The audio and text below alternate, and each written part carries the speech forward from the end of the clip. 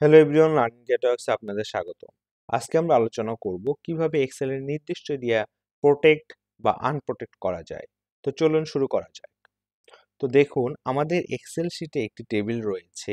আমরা চাচ্ছি এই ডেটাগুলোকে প্রোটেক্ট করতে, যার ফলে কেউ এডিট করতে না পারে, বা টেবিলের বাহিরে যে ব্ল্যাঙ্ক শিট রয়েছে এই এখানে যে কোনো ডেটা ইনপুট দিতে পারে। আবার আমরা এমনও করতে পারি যে এই সেলগুলোতে কোনো ডেটা ইনপুট দিতে পারবে না বা এডিট করতে পারবে না, শুধুমাত্র এখানে এডিট করতে পারবে। তো চলুন শুরু করা যাক। তো দেখুন, আমাদের টেবিলে যে ডেটাগুলো আর রয়েছে, আমরা চাচ্ছি এই ডেটাকে টোটালি প্রোটেক্ট করতে বা একদম লক করে ফেলতে। এই জন্য আমরা কি করব? এই জন্য আমরা পুরো এক্সেল শিটকে প্রথমে সিলেক্ট করে ফেলবো। কন্ট্রোল এ দিয়ে পুরো এক্সেল শিট আমরা সিলেক্ট করে ফেললাম।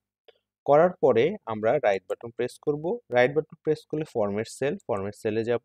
ফরম্যাট সেলে গিয়ে প্রোটেকশনে যাব। দেখুন, এখানে কিন্তু লক দেখাচ্ছে। তার মানে আলটিমেটলি আমাদের সেলগুলো কিন্তু অ্যাকচুয়ালি অফিসিয়ালি লক থাকে। তো আমরা এই লককে তুলে দিব। ক্লিক করলে এটি কিন্তু ব্ল্যাঙ্ক হয়ে যাবে। তো লককে তুলে দিলাম, ওকে দিলাম। দেওয়ার পর এখন যেইটুকু আমরা জাস্ট লক করব, বা যে সেল বা রোকে বা যে রেঞ্জকে লক করব, সেটিকে সিলেক্ট করব। করে রাইট বাটন ক্লিক করে আমরা আবার এই যে ফরম্যাট সেলে চলে যাব। ফরম্যাট সেলে গিয়ে লকে ক্লিক করব, ওকে দিলাম। তারপর আপনি চলে যাবেন রিভিউ মেনুতে। রিভিউ মেনুতে গিয়ে একদম রাইট সাইডে প্রোটেক্ট শিট, প্রোটেক্ট শিটে যদি আপনি ক্লিক করে এখানে যদি পাসওয়ার্ড দেন 123 এবং এখানে সিলেক্ট লক সেল এবং আনলক সেল দুটোই আমরা মার্ক করে রাখলাম, ওকে দিলাম এবং 123 কনফার্ম পাসওয়ার্ড দিলাম, ওকে।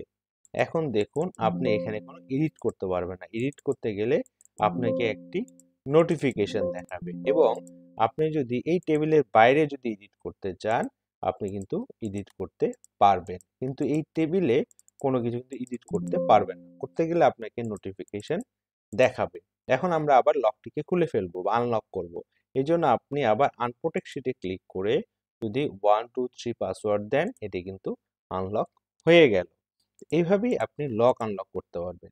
এবং দেখুন, আমরা কিন্তু দেখলাম যে একটি নোটিফিকেশন দেখাচ্ছে, তো আমরা এই নোটিফিকেশনও চাচ্ছি না। তাহলে দেখুন, এক্ষেত্রে কি করবেন, আপনি আবার যখন প্রোটেক্ট শিটে যাবেন, প্রোটেক্ট শিটে গিয়ে শুধু হচ্ছে সিলেক্ট লকড সেল এটিকে তুলে দিবেন, শুধু থাকবে সিলেক্ট আনলক সেল। গিয়ে যদি আবার 123 দেন, ওকে, 123 দেন, ওকে। এখন দেখুন, আপনি যদি কোনো কিছু এডিট করতে যান, আপনি কিন্তু কোনো নোটিফিকেশনও দেখাবে না। পাশের সেলে কিন্তু আপনি দেখেন এডিট করতে পারতেছেন।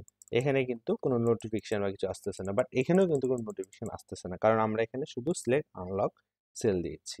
ওকে, আমরা আবার এদিকে আনপ্রোটেক্ট করার জন্য 123 প্রেস করলাম, ওকে দিলাম। দেখুন, আমাদের এটা কিন্তু এখন এডিট করা যাচ্ছে। এখন আমরা চাচ্ছি যে আমাদের এই ব্ল্যাঙ্ক যে সেলগুলো আছে এগুলোকে আমরা লক করে ফেলবো।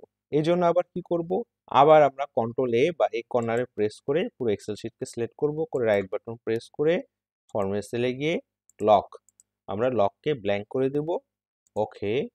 তারপর যেহেতু আমার পুরো ব্ল্যাঙ্ক শিটকে সিলেক্ট করব, এজন্য আবার এখানে ক্লিক করে আমি কন্ট্রোল প্রেস করে জাস্ট এটাকে কার্সর দিলে এটা কিন্তু আনসিলেক্ট হয়ে গেল। দিয়ে আবার যদি রাইট বাটন প্রেস করি, তাহলে দেখুন ফরম্যাট সেল ইয়ে লকড, ওকে।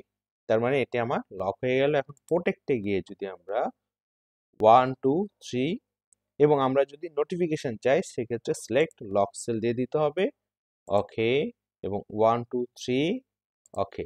দেখুন, আমাদের সেল কিন্তু আমরা এডিট করতে পারতেছি না, এবং ক্লিক করলেই, ডাবল ক্লিক করলেই সেটা কিন্তু আমাদেরকে নোটিফিকেশন দিচ্ছে। এবং এখানে যদি আমরা কিছু এডিট করতে চাই, কিন্তু এডিট করা পসিবল বা সম্ভব হচ্ছে।